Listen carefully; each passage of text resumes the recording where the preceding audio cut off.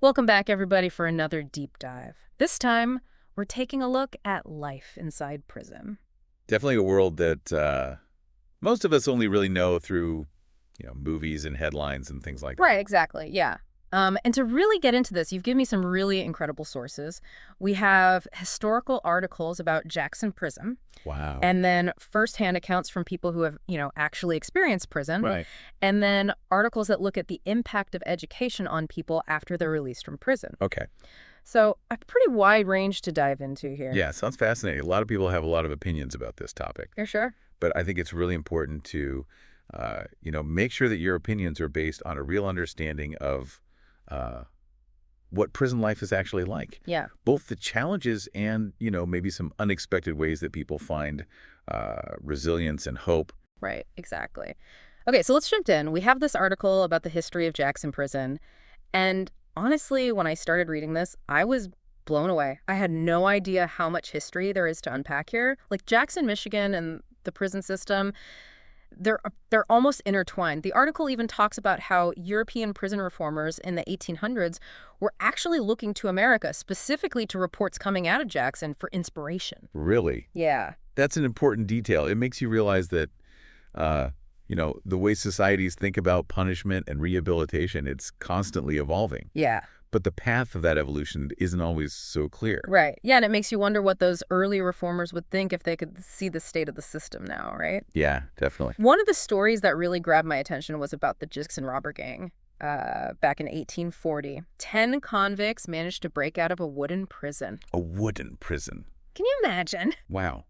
It says something about the security, or maybe the lack of it, in those early prisons, I guess. Yeah.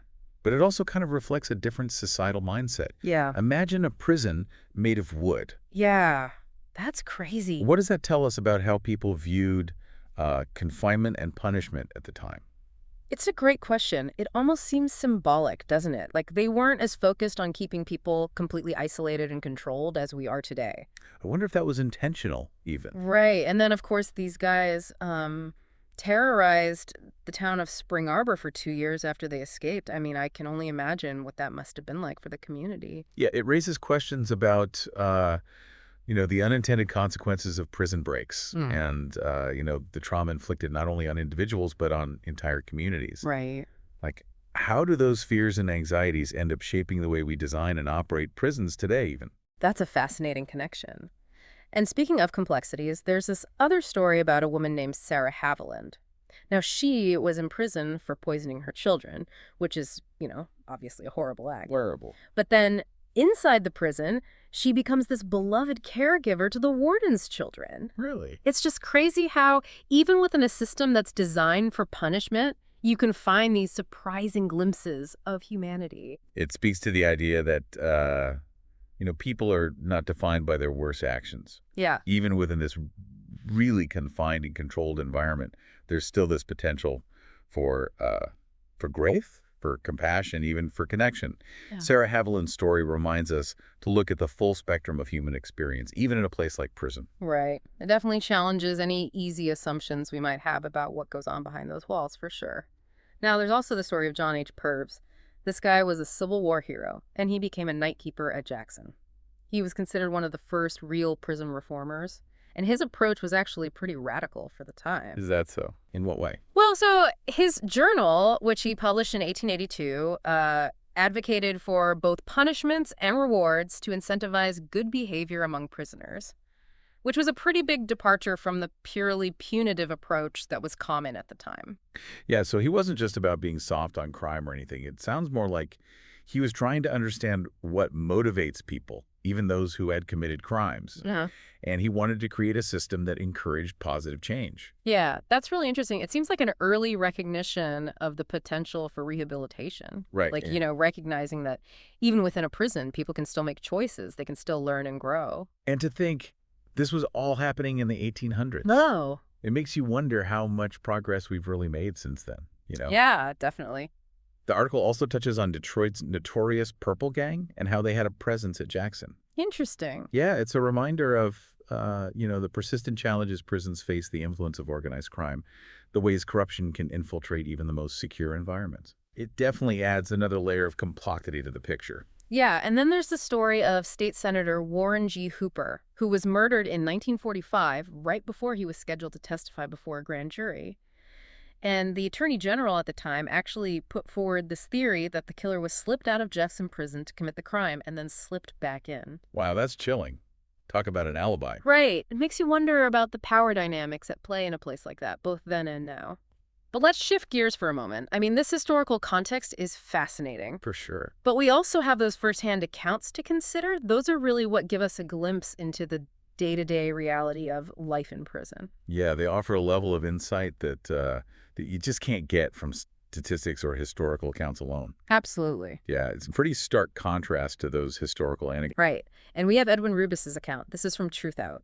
And it's really powerful stuff. He talks about arriving at the U.S. Penitentiary in Beaumont, Texas. And that intake process alone sounds incredibly dehumanizing. I can imagine. The forced nudity, the invasive searches, Oh, wow. the constant emphasis on control and obedience, it's all designed to strip away a person's sense of self, you know? Yeah, it's almost like a deliberate attempt to break someone down before they even set foot in the general population. You know what I mean? It's a really powerful image, and it speaks to the psychological impact of entering that kind of environment. The contrast between the outside world and what awaits inside, it's pretty jarring. I bet. And then you have that daily grind, that constant tension, that violence that seems to be lurking around every corner. Yeah, he even mentions working in the textile factory, sewing military pants for pennies an hour. It's almost ironic, isn't it? Contributing to society, but with no real agency, no fair compensation. It raises questions about, the ethics of prison labor. Right. Is it truly about rehabilitation, or is it just another form of exploitation? That's something I hadn't really considered before. But what really struck me was how Rubis describes finding ways to cope, even finding meaning, in this really bleak environment. He talks about how some prisoners turn to faith, some find purpose in work, and others really dedicate themselves to education. It makes you realize that there's this whole other world, this whole other society operating within those walls. Yeah, it's a reminder that even in the most challenging circumstances, people have this innate desire to find connection, to find purpose, to create some sense of community. It's a testament to the resilience of the human spirit, for sure. We also have this other account from an anonymous prisoner who actually witnessed another inmate showing off a photo of his victim. Oh, wow. It was a really difficult one to read. It's a chilling reminder that trauma and violence, they're often, really deeply intertwined within the prison environment. It made me wonder about the impact of that kind of exposure, not just on the prisoners, but on the guards, on the staff, on everyone who works within that system, you know? It's a heavy question, for sure. And it points to the need for better support systems, for trauma-informed care, for a recognition of the psychological toll that this kind of environment takes on everyone involved. Absolutely. Okay, so we've covered some pretty heavy material here. Yeah. Maybe we should shift our focus to the article about post-prison success stories. I could use a little bit of hope right now. I agree. These stories are a powerful reminder of the transformative potential of education and the resilience of the human spirit. The Emory University study mentioned in the article is really interesting. It found that people who participate in education programs while incarcerated are significantly less likely to end up back in prison. Really? Less likely by how much? Well, the statistics are pretty compelling. The recidivism rate for those who earn a master's degree while in prison is 0%. 0%. Which is remarkable. Even completing some high school courses brought the recidivism rate down significantly. Vocational training had a similar impact. It makes you think that if education is so effective at reducing recidivism, shouldn't we be doing everything we can to make these programs more widely available? Yeah, it really raises questions about our priorities as a society. Right. Are we more focused on punishment or rehabilitation? Are we investing in systems that actually help people turn their lives around? It's a conversation we definitely need to be having. And then there are all these inspiring individual stories in this article. Like Sean Pica, who went to prison at 19 with a 24-year sentence. Wow, at 19. And while he was incarcerated, he got involved with this program called the Hudson Link for Higher Education. Okay. He started small, reading children's books to his fellow inmates. But that sparked this love of learning that ultimately transformed his life. That's amazing how something so simple can have such a profound impact. Right. After his release, Sho went on to earn hundreds of college credits, 2 master's degrees, and eventually he became the executive director of Hudson Link. It's like a full circle moment. It shows the power of second chances Yeah. and the importance of believing in people's potential, even when they've made mistakes. And then there's Kenyatta Leal, who was sentenced to life in prison at 22. While he was incarcerated, he discovered this passion for entrepreneurship through a program called The Last Mile. I've heard of that. This program teaches coding and tech skills to incarcerated individuals. And since there's no internet access in prison, they've developed this really amazing platform that simulates a real coding environment. Wow, that's brilliant. Talk about creative solutions. Right. Kenyatta was so inspired by this program that he actually launched Code.7370 to teach other incarcerated individuals how to code. And then, when they're released, graduates can join TLM Works, a web development agency specifically for people who have served time. It's about creating pathways to success, recognizing that people with criminal records often face these significant barriers to employment. Yeah, it's like they're building a bridge between the world inside and the world outside.